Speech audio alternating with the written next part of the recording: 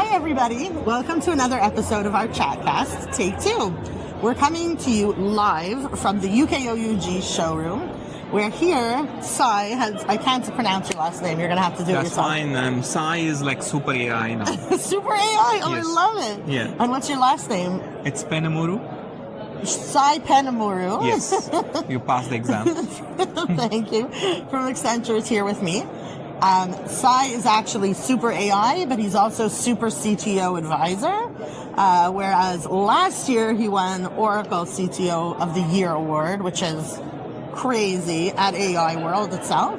And this year he was just awarded Microsoft MVP. So we're catching up with him today to hear what he is advising CTOs to look forward to in 2026. Yeah, I think, thank you again. That's called OCI Cloud Architect of the Year. Oh, sorry. Yeah, that's fine. It's the same thing. I think I see a lot of AI, especially on the multi-cloud arena, right? So now you can run Oracle database, Oracle AI database 26 AI in any hyperscaler, Right. Azure, AWS, and Google. And you know about Oracle, right? It is like there for last 40 years, 45 years with a lot of innovation. I think there's no other database can beat Oracle database. Also running on Exadata, which is engineering systems. Now, I think we need to focus, how do we bring that other hyperscalers best of breed services on top of 26 AI? Right, like how do you utilize the OS services to enhance your database? Yeah, for example, just take an example of Vertex AI from Google using on Oracle database. Okay. What problems you are solving? I think coming days or coming months and coming years, I think you see that Oracle database is inside the hyperscaler. Now, how do you use, like for example, Google AI services on top of 26 AI and solving the customer problem? So that's really the focus now. How do you help customers decide like what platform fits their enterprise architecture? So like, what would make you choose Oracle OCI for one customer versus Azure for another versus Google for another? Yeah, is there some sort of checklist that? Yeah, it's a best of breed. The simple answer is best of breed, right? So for example, Oracle means if you're looking for a really enterprise customer database, ultimately Oracle database, right?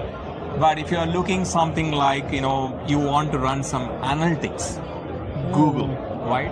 So in the market, I think you can easily figure out who's best and best, right? So how do we combine these services and solve the customer problem? That's more important. I think I was actually explaining this analogy in my session. Like if you go to any restaurant, you like to see the menu, like you have biryani, you have pulao. Biryani is way too spicy. Yeah. We need something much less spicy. Samosas. Yeah. Can we do samosas? Yeah, as a customer, I need to know what's available in your restaurant. I don't really care about, look at the rice, look at the onion, look at the tomatoes. At the ingredients. Ingredients. I don't care about ingredients. I only care about the taste and the menu. And the finished product. So, coming back to our customer thing, so you say, I'm solving this problem.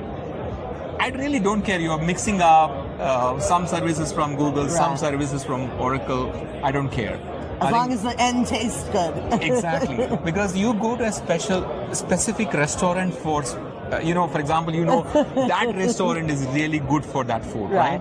So that's more important. And I think as a technologist, I really advise, don't go, I think, most of the time people try to give a lot of technical deep dives. It's not going to, it's not interesting. I think I'm more interested on the menu, like tell me what problem you're solving, right? I think that's actually an incredible idea, even for, if Accenture wanted to do or someone, but it's like you said, it sounds like there's actually offerings. This person needs to do data analytics, and with AI, Google plus Oracle Database plus Hyperion might be the best. And then if somebody else wants to do, Microsoft RPA on desktop services with automation and whatever, it might be best Azure with Oracle Integration Cloud and blah, blah, blah.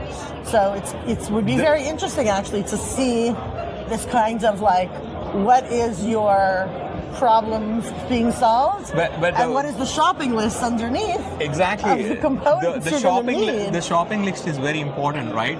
So again, coming to a very best example, you go to a certain supermarkets for certain items. For example, my wife really goes to a certain supermarkets for rice. For vegetables, she go to a different one because she knows it's a cost effective.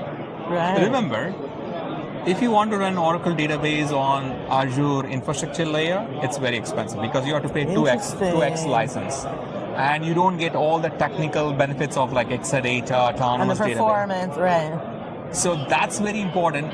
But also one more advice, right? As a technologist, you should know all these services, not deep dive.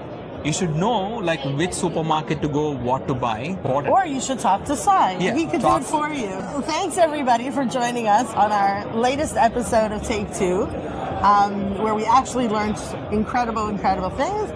But like I said, I think so your best bet is probably to talk to an architect, talk to an Oracle ace, understand what are your business needs for your multi-cloud environment, and as I said, they can help you out with pricing versus features to see your ultimate ROI. So Thank you so much for your time today. Thank you so much. Bye everybody.